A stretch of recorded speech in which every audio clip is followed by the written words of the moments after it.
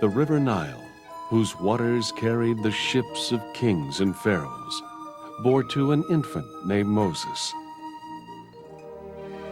The banks of the Jordan beckoned the children of Israel. Galilee witnessed the miraculous "Peace, be still."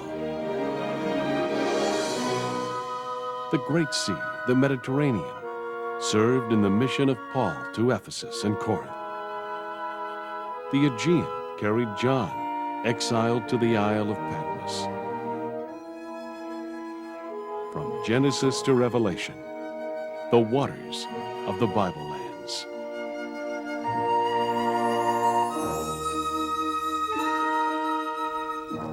Shalom, hello again. Well, here's our Living Waters series that I've been promising you. This one is very complete, goes through virtually all of the Bible lands. Let me show you on the map where we go. On tonight's program, we'll begin in Cairo, here in Egypt, where our tourists went, and we will have a program about the Nile and a program at the pyramids, also just outside of Cairo. Then crossing through the Sinai, we'll go over to the Dead Sea and Jericho here and talk a little about the Jordan River and the crossing into the Promised Land. And then we'll go to the Sea of Galilee for a very interesting program. And then we'll come back to Jerusalem for some things we have not filmed before. Mount Zion, particularly, where we're going to interview a monk who is an archaeologist and believes he has found Christendom's first church. And then the Damascus Gate, a very interesting new dig with the archaeologist. Then Caesarea, the Roman capital on the coast. Ephesus, we'll cross the sea by cruise ship and look at the wonderful church home of the first of the 7 churches, Ephesus. Over to Athens for Paul's sermon on Mars Hill. Corinth, where we will see wonderful ruins. We've never been there before, never showed this on our program, so I think you'll enjoy that particular program. Over to Patmos, where John was imprisoned and saw the revelation of Jesus Christ and wrote the book of that name. And we'll finish up on the island of Rhodes with, I think, a very touching and beautiful program. There will be a dozen programs in all, and they'll kind of cover then the route of the Bible, starting with slavery in Egypt of the chosen people, the exodus into the Promised Land, the settlement of Jerusalem, then the coming of Messiah, Sea of Galilee, and so on, and then the Roman occupation of the first century, the temple destruction represented by Caesarea, Gentile salvation, and then out into the empire to the first churches. It's a very interesting series, and I think one that will add a lot to your knowledge of the Bible. And in each case, we're going to kind of focus on a body of water that had some biblical significance, and hence the name of the series, Living Waters. We'll also have music from a new album to be called Living Waters, and that will play right along with the programs. And we're going to start out where we started the pointer there at Cairo on the Nile River. The Nile, the great river of Egypt, winding a narrow course through the midst of the desert to the Mediterranean Sea.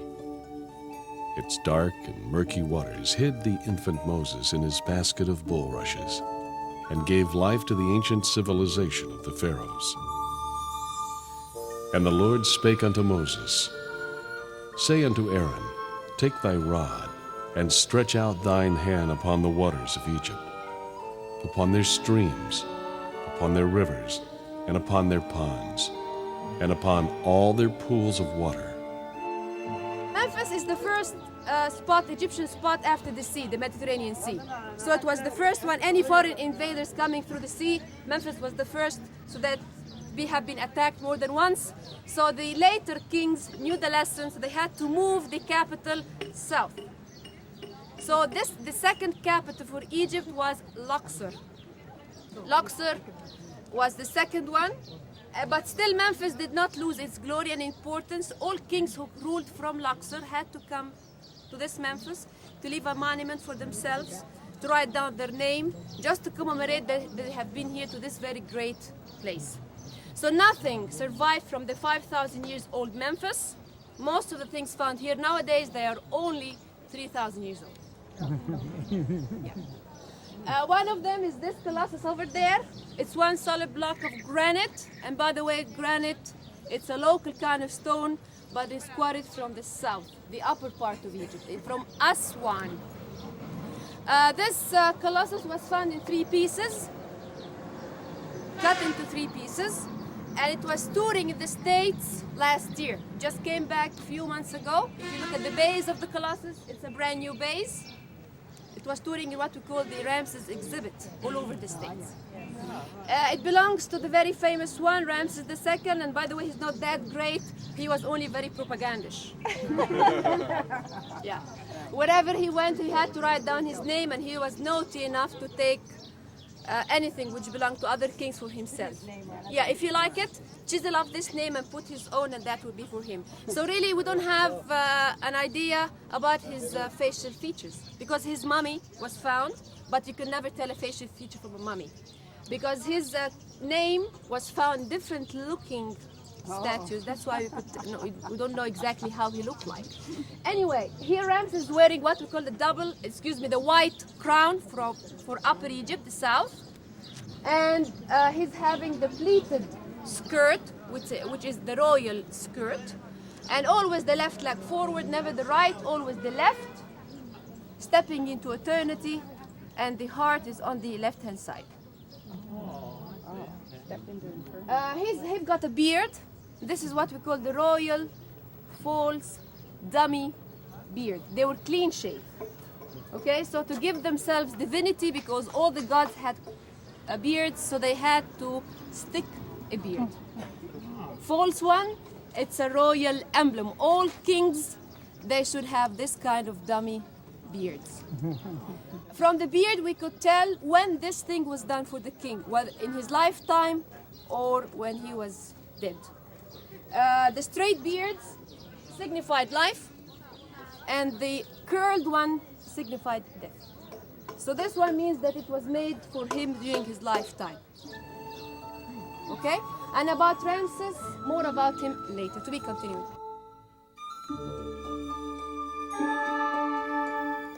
Now let me introduce Heba, our Egyptian guide. She's very good. Now, she's not a Sunday school teacher. When we go to Egypt or Turkey or Greece or one of these countries, we typically don't have a believer teaching us, but the point is she's a very good Egyptologist. She knows her subject. I like to let you hear these people on our program. I'm not expert on everything we see over there naturally, and when there's somebody really good and articulate like this, I like to share it with you so you can kind of participate in our touring too. Now, when she says the statue is stepping into eternity, you know, the Egyptians believed in resurrection. At least for the king, he got there somehow, and he was buried with his jewelry and weapons and whatnot for the other side of the river Styx, for the resurrection. The American Indians as well were buried with bow and arrow to use in that happy hunting ground in the sky. There were people. You know, Romans 1 tells you that creation itself speaks of a creating God, and it does. And the oddest facts of creation were ferreted out by ancient peoples and by native peoples the world around.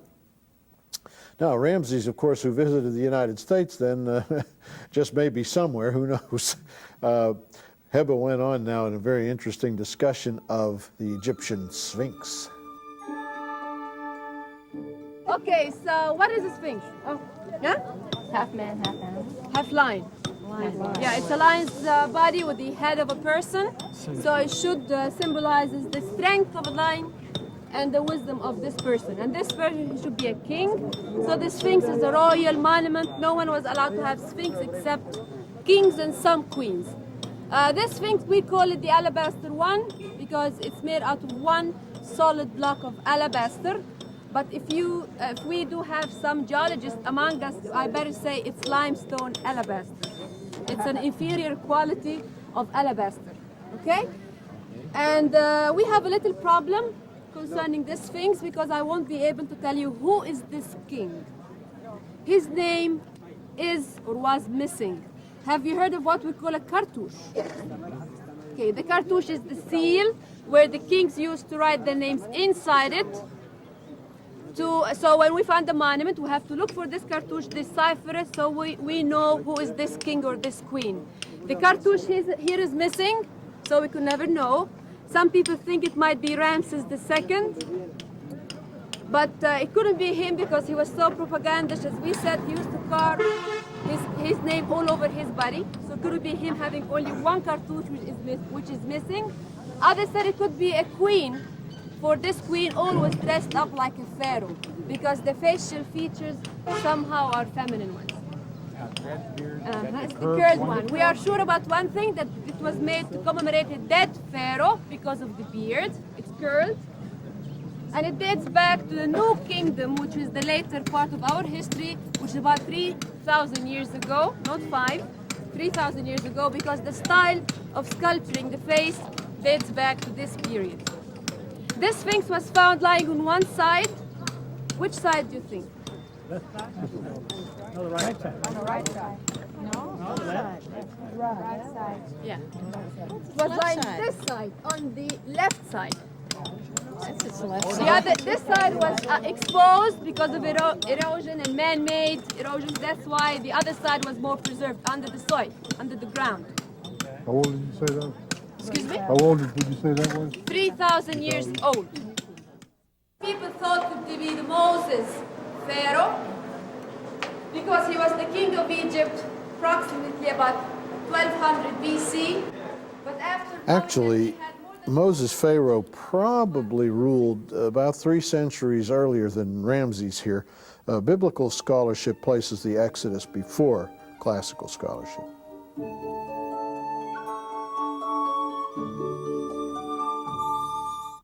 Experience the waters and sights of the Bible lands. On this series of programs, we're introducing Zola's newest music cassette, Living Waters, for a gift of $12 or more, and a CD for a gift of $15 or more.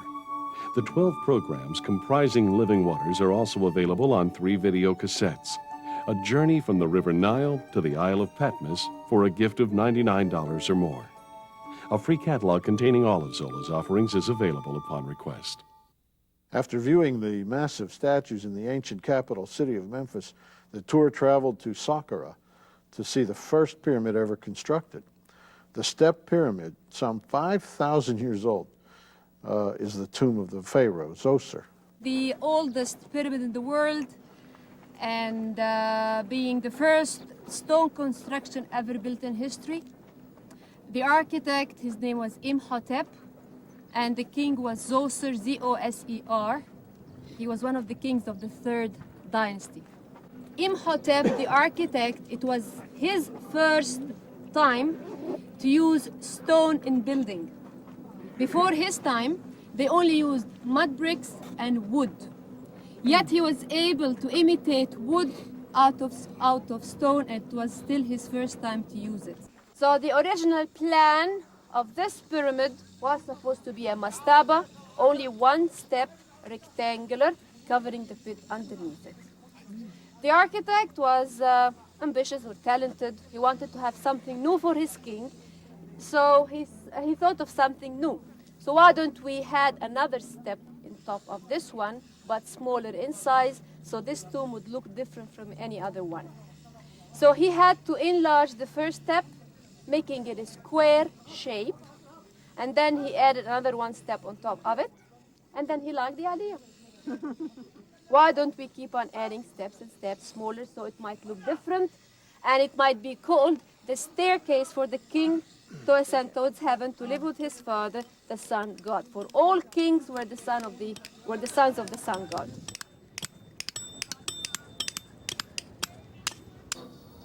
Now this time-honored concept of a stairway to heaven, we've heard of it. Boy, we make popular songs in our day about stairway to heaven. That, in this case, it does what the Tower of Babel did in the Bible. It's meant for men to go up and confront God. Pharaoh would walk up the steps and right on into heaven. Well, this is so typical of the earth-centered, man-centered religion. That men have all over the Middle East especially always pursued.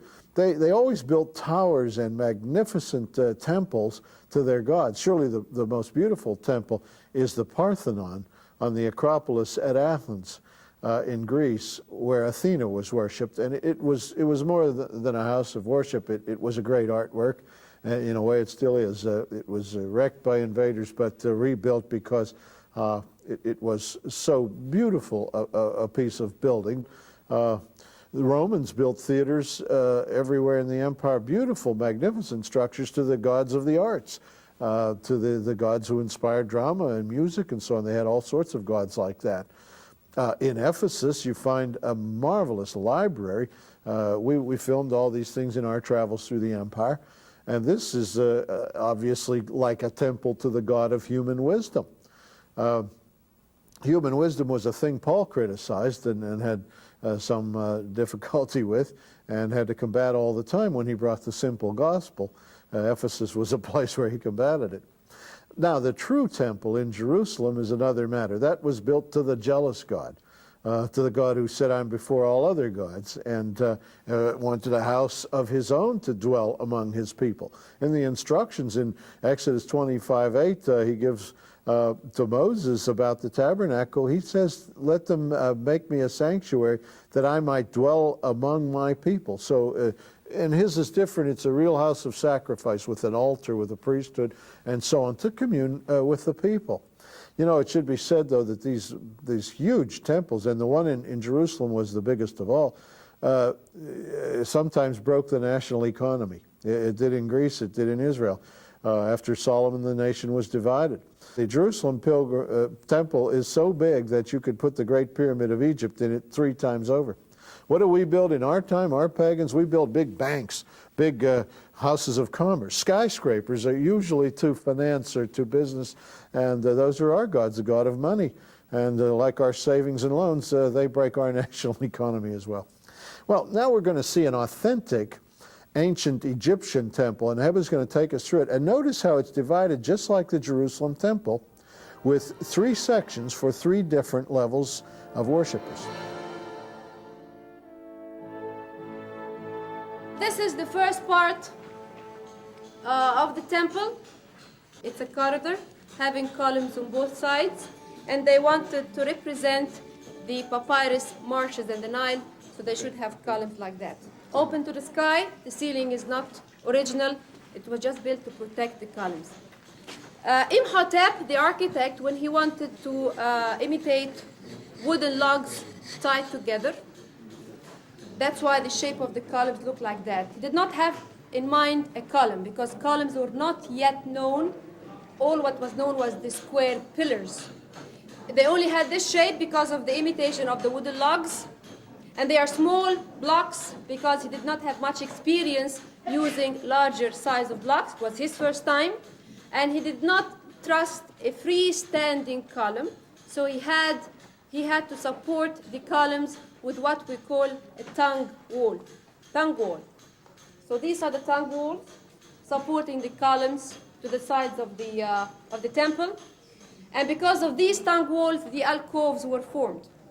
You should know that not anyone was allowed in a temple, very selective people. We have what we call a public section and a semi-public and a very private one. So average people were only allowed in this part.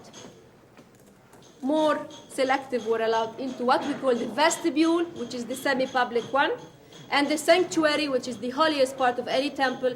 No one was allowed there except the high priest and the king in his divine shape. For kings were divine ones, God kings worshipped as God at the same time. So only the king, when he has the divine figure, he's allowed into the sanctuary as well as the high priest, and then before that only the semi-public, and this is the public part. After spending the day in the desert outside of Cairo, the tour boarded these sailing vessels called feluccas and enjoyed the cooling breezes of the Nile River. These sturdy vessels date back to the pre-dynastic period, some 5,000 years ago.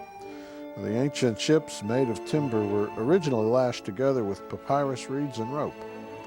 The swift, shallow feluccas were used as freighters as well as ferries. The tour meandered along the Nile, enjoying its sights and sounds.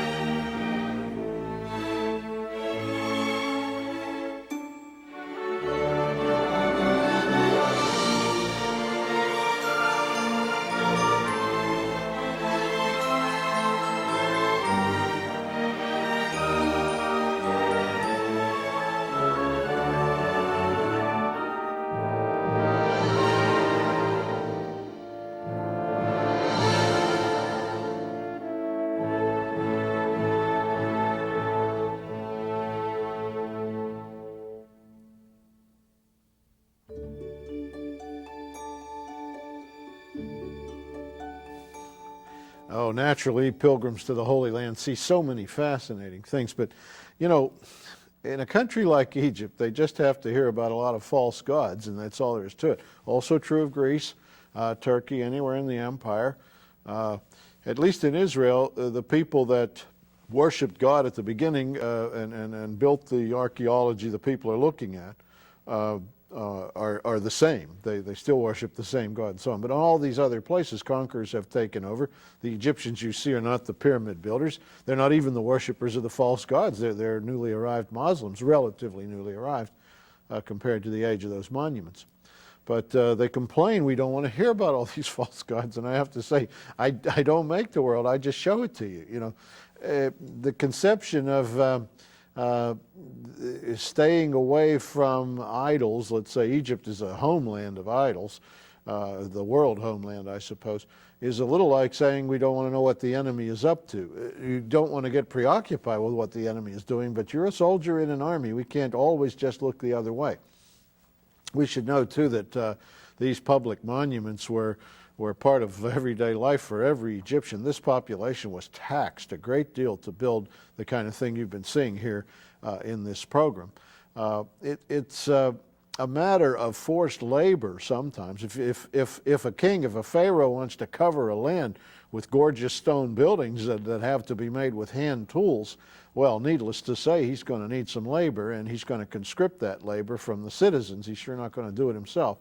And, well, Israel had it with King Solomon when he adopted a building program that made the mighty temple of God, the largest temple ever made with human hands.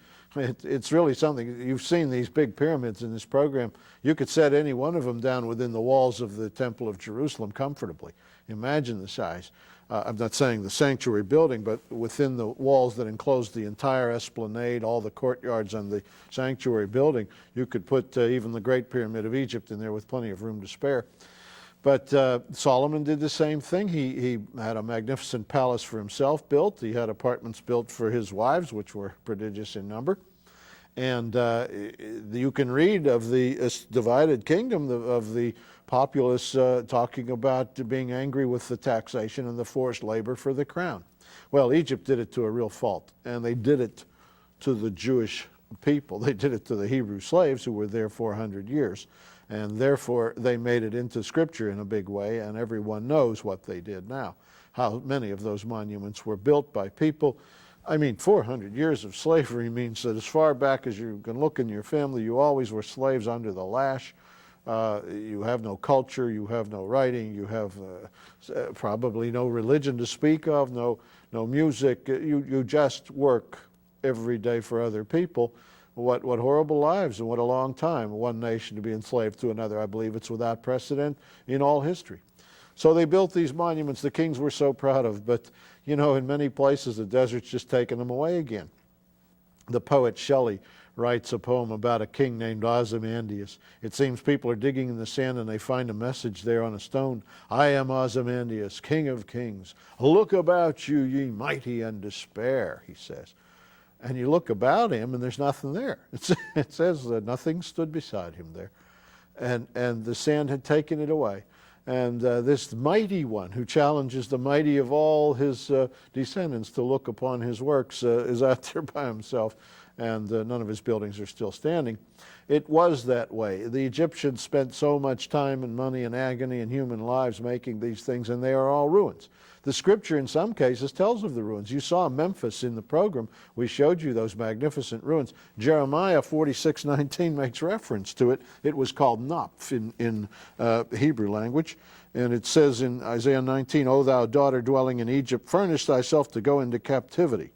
For Noph shall be waste and desolate, without an inhabitant.